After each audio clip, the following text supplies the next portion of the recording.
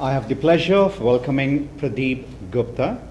He is the member on the global board of PanIIT. He's the past chairman of PanIIT India, and he runs a string of companies and chairman of Cybermedia based out of Delhi, India. It's a pleasure to welcome you. Thank you. Before I go into the entrepreneurial aspects of your checkered career, let's talk about the role of global PanIIT. You've been a board member. Before that, you've been the chairman for India. How does it differ? Because here we focus mostly on the PanIIT USA, although at the global level they're all part of the same alumni. But are there differences between how India PanIIT works compared to the US? Are there some lessons to learn with each other? Yeah, there are some fundamental differences. You see, in the US, the focus is a lot on building brand IIT. That's something which is very, very vital, very, very important here. In India, IIT is a brand which is known. Everyone knows about IITs. And therefore, what we have picked up there is that what is it that we can do in terms of nation building. So there are a large number of projects that we have rolled out which are primarily aimed towards nation building. To illustrate a few of them, we have the IUCEE program, and in this program faculty members of the non-IIT engineering colleges are taught by some of the best faculty from the US and India. And so far what we have done is that almost about 6,000 faculty members have been trained. These people in turn go and teach another 5. So 30,000 faculty members, and that means that they would be touching an average class size of 100. That means they would be touching almost about 300,000 people every year. So that's the kind of a thing that has been done. Another example is where we have set up Gurukuls.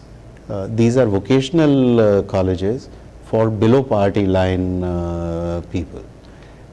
So 9 Gurukuls have already been set up, and we are now doubling that capacity in the next 1 year.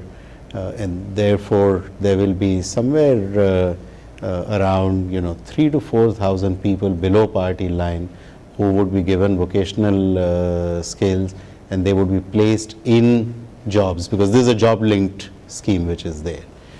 Similarly, ITIs. So we have already adopted a number of ITIs, and we are now in partnership with CII to bring that knowledge to almost about 150 ITIs and works towards improving them. So there are a number of nation building projects that have been rolled out in India, and that I think is the fundamental difference.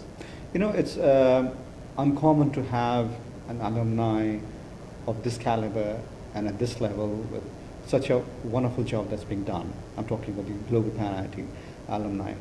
Where do you see as the role of the global board taking this forward?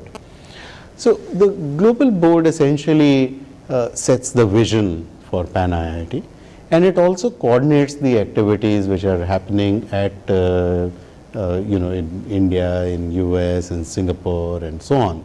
So that is the primary role which is there. So it's a very light-handed board, but it is very directional in its nature. And that's the sort of a role that we play.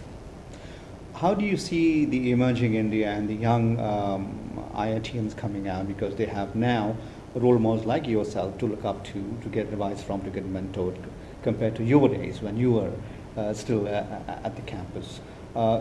Since you're also an entrepreneur based in India, if you look back and compare, I'm sure there are a lot of differences, but if you can pick a couple of differences. Sure. The India that was there when I passed out and the India today is absolutely two different countries, two different places. At that time, business was a dirty word. Entrepreneurship was not really in the middle class mindset.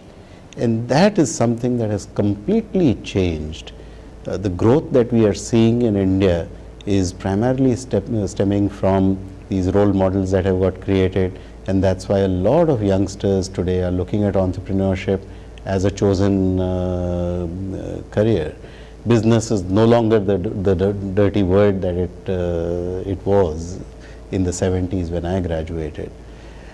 Another thing that has happened is that, I think there is a completely different level of confidence which is there in the India of today, which is something which was very lacking at that time. Today we really want to compete at the global level. We want to be the very best.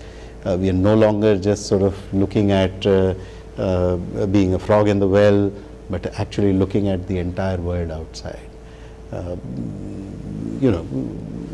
Total transformation in terms of the country in the last 20-25 years. In the last decade and more, Indians have made a name in technology. Obviously, you are a heavy user of technology, but you are in the media business, which I think is essential with the emerging India. It is not any less competitive and cutthroat than other parts of the world. What is your experience in being in the media business and the company that you have formed? The media business in India has been very independent, has played a very important social role. Unlike a lot of media in developing countries, which has been controlled or has not been fully open and so on. So that's not the sort of a thing which is there about Indian media.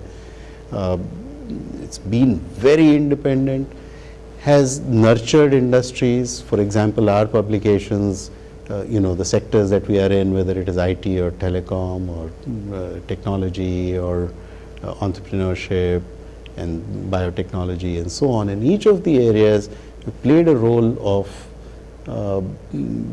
seeing to it that the communities get built up, to see to it that there are proper policies to ensure that the nurturing of the entire industry takes place. I think media in India has played a tremendous role in making things happen.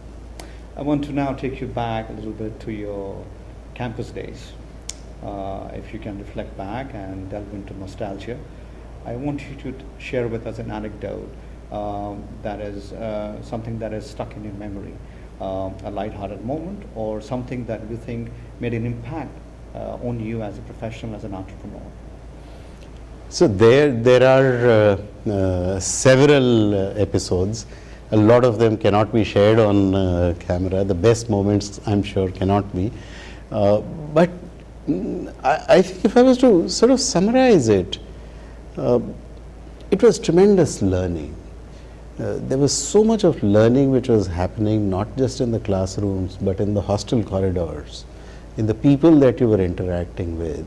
And those are the relationships that have lasted a whole lifetime. That's the kind of a nurturing that the IIT has given, a value system that it has created, that really has inspired me right through in whatever activities that I have done.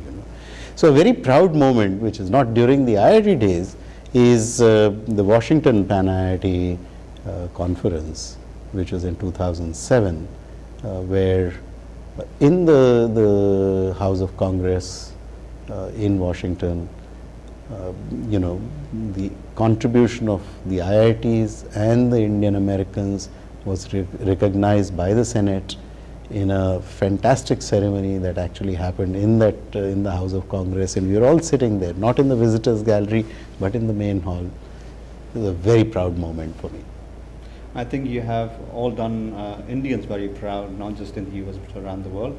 Thank you so much for coming and sharing your thoughts. Thank you very much.